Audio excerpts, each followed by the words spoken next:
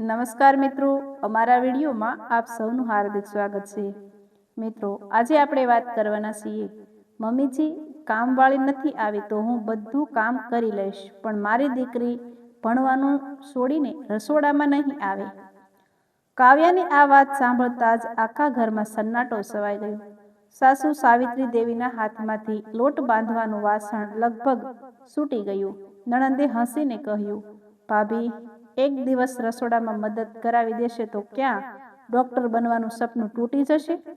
પરંતુ કાવ્યાએ અવાજ ઊંચો કર્યા વિના પોતાની 12 વર્ષની દીકરી અન્વીનો હાથ પકડી લીધો અને પૂરા આત્મવિશ્વાસથી બોલી, સપના એક દિવસમાં નથી તૂટતા દીદી, દરેક વખતે આજે જ તો છે કહીને થોડા થોડા કરીને તૂટે છે।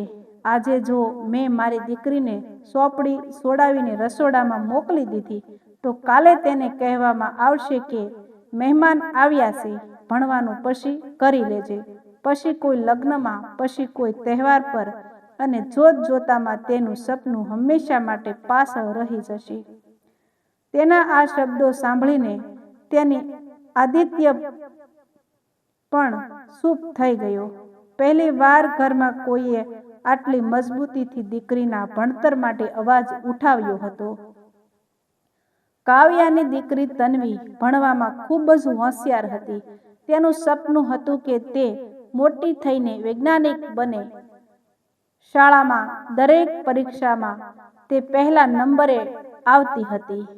તેના વિજ્ઞાનના મોડલ જિલ્લા કક્ષા સુધી પસંદ થઈ ચૂક્યા હતા, પરંતુ ઘરમાં જ્યારે પણ કોઈ કામ વધી જતું ત્યારે સૌથી પહેલા તેને જ અવાજ આપવામાં આવતો, તન્વી, જરા રોટલી વણતા શીખી લે, તન્વી, મહેમાનને ચા આપી આવ, તન્વી, રસોડામાં મમ્મીને મદદ કર। શરૂઆતમાં કાવ્યા વિચારતી હતી કે થોડું ઘણું ઘરકામ શીખવું ખોટું નથી, પણ ધીમે ધીમે તેને જોયું કે તેનો દીકરો આર્યન ક્યારેય બોલાવવામાં ન આવતો। તે પોતાના રૂમમાં આરામથી મોબાઈલ ચલાવતો રહેતો, જ્યારે અન્વી પોતાના પુસ્તકો બંધ કરીને રસોડામાં ઊભી રહેતી। આ ભેદભાવ કાવ્યાના મનમાં ખટકવા લાગ્યો।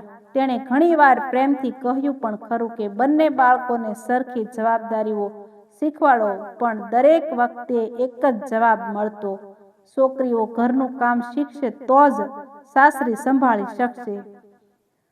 સમય વીતતો ગયો। એક દિવસ અન્વીની રાષ્ટ્રીય વિજ્ઞાન સ્પર્ધાની ઓનલાઈન પસંદગી પરીક્ષા હતી। તે ઘણા મહિનાઓથી તેની તૈયારી કરી રહી હતી। એ જ સવારે ઘરમાં કામવાળી ન આવી।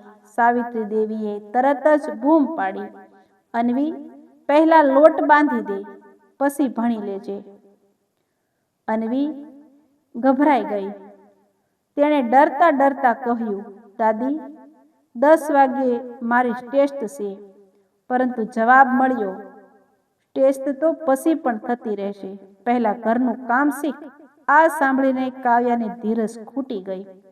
તેણે પોતાની દીકરીને પોતાની પાછળ કરી લીધી અને કહ્યું, મમ્મીજી, કામ હું કરી લઈશ, પણ અન્વી ક્યાંય નહીં જાય। સાસુને બહુ ખરાબ લાગ્યું। તેમણે કહ્યું, વહુ, તું છોકરીને બગાડી રહી છે। અમે પણ દીકરીઓ ઉછેરી છે। ઘરનું કામ શીખ્યા વિના કોઈ છોકરી સારી નથી કહેવાતી।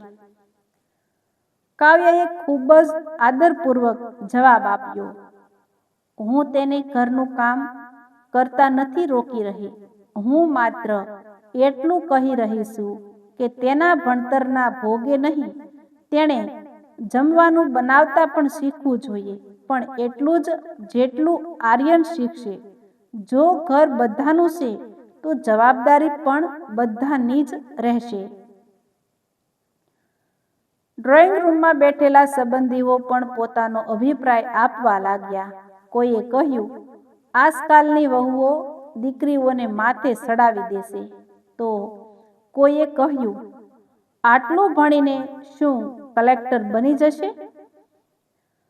આ સાંભળીને તન્વીની આંખો ભરાઈ આવી ને ચૂપચાપ પોતાનું બેગ લઈને રૂમમાં જવા લાગી. ત્યારે જ કાવ્યાએ તેનો હાથ પકડી લીધો અને કહ્યું, બેટા, આજે તું તારું સ્ટેજની તૈયારી કરીશ, બાકી બધું હું સંભાળી લઈશ. આ પછી કાવ્યા એકલી આખા ઘરના કામમાં લાગી ગઈ. તેણે કચરો કાઢ્યો, પોતું કર્યું, જમવાનું બનાવ્યું, વાસણ ધોયા અને મહેમાનોની પણ આગતા સ્વાગતા કરી. બપોર સુધીમાં તે થાકીને સૂર થઈ ગઈ, પણ તેણે એક વાર પણ તન્વીને ન બોલાવી. બીજી તરફ અન્વીએ શાંતિથી પોતાની ટેસ્ટ આપી. સાંજે પરિણામ આવ્યું. અન્વી સમગ્ર રાજ્યમાં પ્રથમ ક્રમે પસંદ થઈ હતી અને હવે તેણે રાષ્ટ્રીય રતસ્યની સ્પર્ધામાં જવાનું હતું. શાળામાં આર્યન ખુદ મીઠાઈ લઈને ઘરે પહોંચ્યા. તેમણે સવિતા દેવીને કહ્યું, તમારી પૌત્રી આખા જિલ્લાનું નામ રોશન કરવા જઈ રહી છે. એમને તેના પર ગર્વ છે. આ સાંભળીને આખા ઘરનું વાતાવરણ બદલાઈ ગયું. સાવિત્રી દેવી પહેલી વાર ચૂપ થઈ ગયા. તેમને યાદ આવ્યું કે જો સવારે કાવ્યા પોતાની દીકરી માટે ઊભી ન રહી હોત તો કદાચ તન્વી આ પરીક્ષા જ ન આપી શકી હોત. તે જ રાત્રે સાવિત્રી દેવી ચૂપચાપ અન્વીના રૂમમાં ગયા. તેમણે જોયું કે તે પોતાની ટ્રોફીઓ અને પુસ્તકો વચ્ચે બેસીને આગામી સ્પર્ધાની તૈયારી કરી રહી છે. સાવિત્રી દેવીની આંખો ભીની થઈ ગઈ. તેમણે ધીમેથી કહ્યું, બેટા, મને માફ કરી દેજે. હું સમજી ન શકી કે તારા હાથમાં વેલણ પહેલા પુસ્તકો હોવા જોઈતા હતા. તન્વી દોડીને પોતાની દાદીને ભેટી પડી. કાવ્યા દરવાજા પાસે ઊભી રહીને આ બધું જોઈ રહી હતી. તેની આંખોમાં પણ ખુશીના આંસુ હતા. બીજી દિવસે સાવિત્રી દેવીએ આખા પરિવારને બોલાવ્યો અને કહ્યું, આજથી આ ઘરમાં એક નવો નિયમ હશે. ઘરનું કામ માત્ર છોકરીઓ નહીં કરે. આર્યન પણ પોતાની બહેનની બરાબર કામ શીખશે અને કોઈ પણ બાળકના ભણતરને ઘરના કામના લીધે રોકવામાં નહીં આવે. આર્યને હસીને કહ્યું, દાદી, આજથી હું પણ મારી પ્લેટ જાતે ધોઈશ અને રજાના દિવસે રસોડામાં મમ્મીને મદદ કરીશ. થોડા મહિનાઓ પછી અન્વી રાષ્ટ્રીય સ્પર્ધા જીતીને ઘરે પાછી ફરી. મીડિયાવાળા તેનું ઇન્ટરવ્યૂ લેતા આવ્યા. એક પત્રકારે પૂછ્યું, તમારી સફળતાનું સૌથી મોટું કારણ શું છે? અન્વી મલકાઈ અને બોલી, મારી માં. કારણ કે જે દિવસે બધાએ કહ્યું હતું કે રસોડામાં જા, તે દિવસે તેમણે કહ્યું હતું, મારી દીકરીની જગ્યા આજે તેના પુસ્તકો છે. જો તે દિવસે મમ્મીએ ચૂપ થઈ ગયા હોત તો કદાચ હું આજે અહીં ન હોત. આ સાંભળીને કેમેરાની સામે ઊભેલી કાવ્યાની આંખોમાંથી આંસુ વહી નીકળ્યા.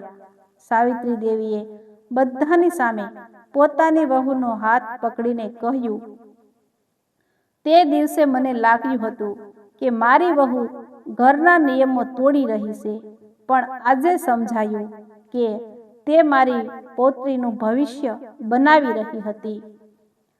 તે દિવસે આખા પરિવારે એક વાત હંમેશા માટે શીખી લીધી. દીકરીઓને રસોઈ શીખવાડો, પણ તેમના સપનાની કિંમત પર નહીં. અને જે નિયમ દીકરી પર લાગુ પડે તે જ નિયમ દીકરા પર પણ લાગુ પડવા જોઈએ. તો જ પરિવાર સાચા અર્થમાં સમાનતા શીખે છે. મિત્રો, જો તમને આ વાર્તા ગમી હોય તો કોમેન્ટમાં જરૂર લખજો અને લાઈક, શેર અને સબસ્ક્રાઈબ કરી દેજો.